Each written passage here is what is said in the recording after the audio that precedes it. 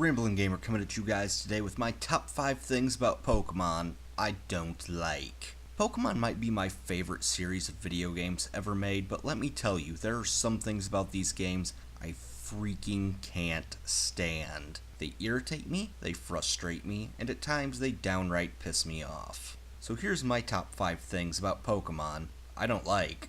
Number 5. Dual-type Pokemon. Now I know what you're thinking. The fuck? Dual-type Pokemon are awesome. And yes, they are. And I love them for that, and that's why they're number 5 on this list. Dual-type Pokemon are awesome right up until the point you get something with horrible typing that hinders it greatly. Things like Bug Flying or Rock Ice may as well have massive signs on their heads that say, hey, I'm weak to everything. And don't even get me started on poor Doom. That Bug Grass combo, ouch. But more than that, what really frustrates me is trying to find moves for these Pokemon.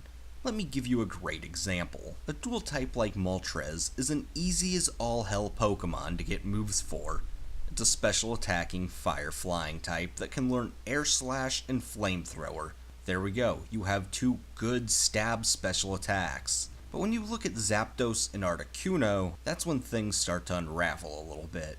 Well, cool, you have Ice Beam and Thunderbolt respectively for him, but neither learns Air Slash. Now I know what you're thinking, we'll just teach him another special flying move. Well, guess what? Out of all the flying type moves, only 7 of them are special attacks. 3 of those are signature attack moves, meaning we're left with Air Slash and Air Cutter, the good ones, and Gust and Hurricane, the bad ones. Now thankfully Articuno is a little bit better off than Zapdos, being able to learn Hurricane and Gust. Zapdos on the other hand is just kinda screwed.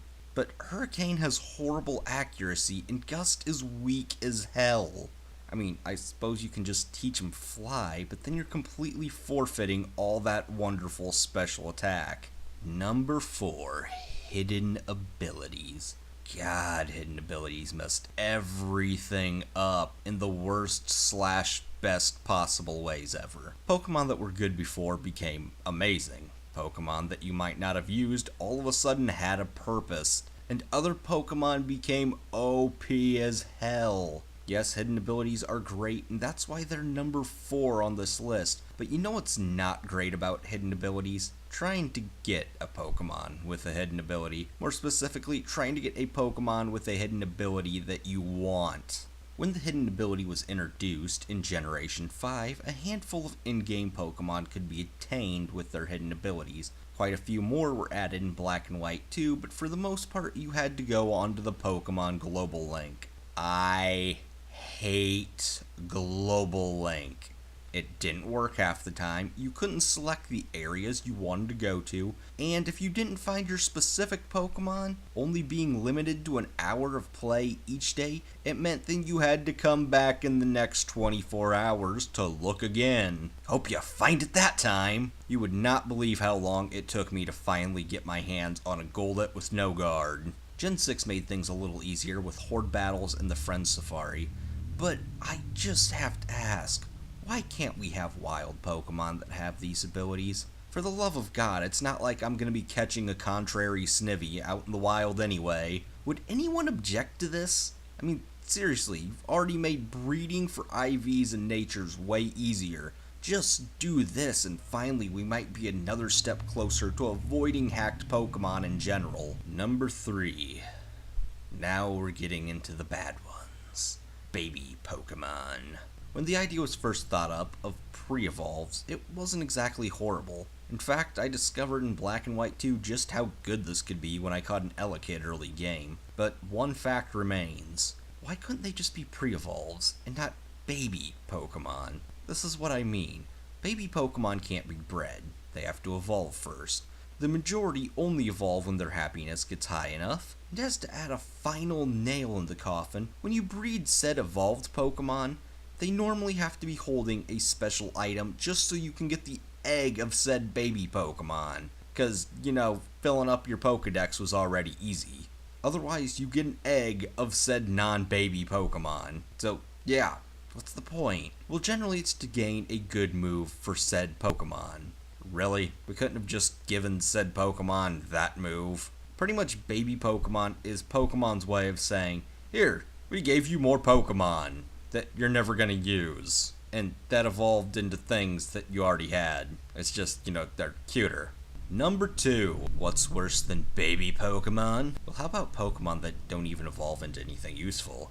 I'm talking about the gimmicky Pokemon. Pokemon that exist because, we had this new game mechanic that we had to show off. These range from the Thunder Rodent clones to the Alphabet Pokemon, all the way up to all these Pokemon that were made for double battles that look identical to the other said Pokemon. This wouldn't be making my number 2 spot if some of these Pokemon were actually, useful, but most aren't. A lot of them manage to find their way into the worst top 10 Pokemon list all the time. Well, that is a lot of stuff. I mean, what could be worse than baby Pokemon and gimmicky ones? Well, how about not getting a Pokemon in general? My number 1 spot goes to Event Legendaries. God, I hate Event Legendaries.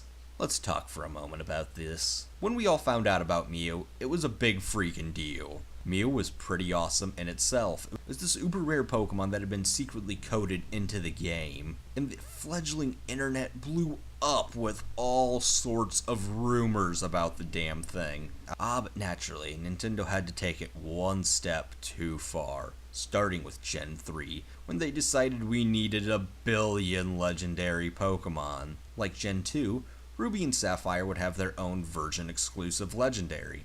Except this time around, the legendary was actually exclusive to the version. You couldn't just go and find the other one post-game. Boo.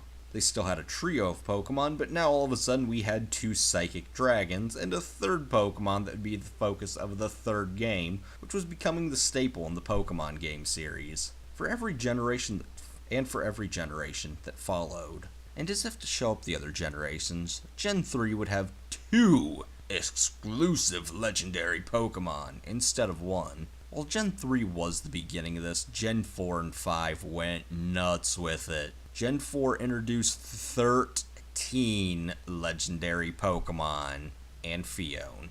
4 of these are event legendaries, and Phione can only be obtained by breeding Manaphy or another Phione with a Ditto. And let me tell you, aside from just hacking the damn thing, Manaphy is probably the single rarest event legendary to date.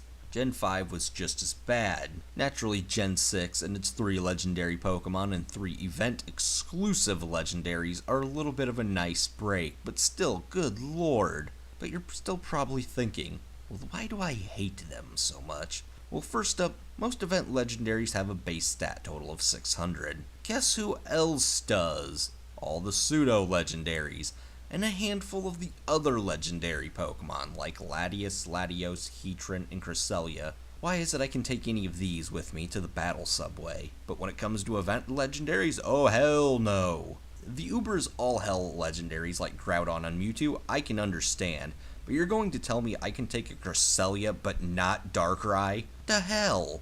And they hardly ever have these events outside of Japan. Seriously, we've had one event since Generation 6, and that was the Celebi one for the Pokemon Bank. In my video, Are Hacked Pokemon a Bad Thing?, I admit to finally breaking down and accepting a hacked Manaphy and Shaman, because frankly, I'm tired of waiting to get the damn things. I was only able to get a Phione, finally, through Wonder Trade. Event-exclusive Pokemon were okay when there was only one of them. But now that we've reached double digits, it's just not cool anymore. So guys, this has been my list. Would you agree or disagree with it? These are all the things that just really get under my skin about these games. If you like my stuff, why not subscribe? I do try my best to do weekly Pokemon videos. I also do other videos, like World of Tanks reviews, or covering things about giant monsters. Links will be down in the description. Till next time, guys, watch out for bears.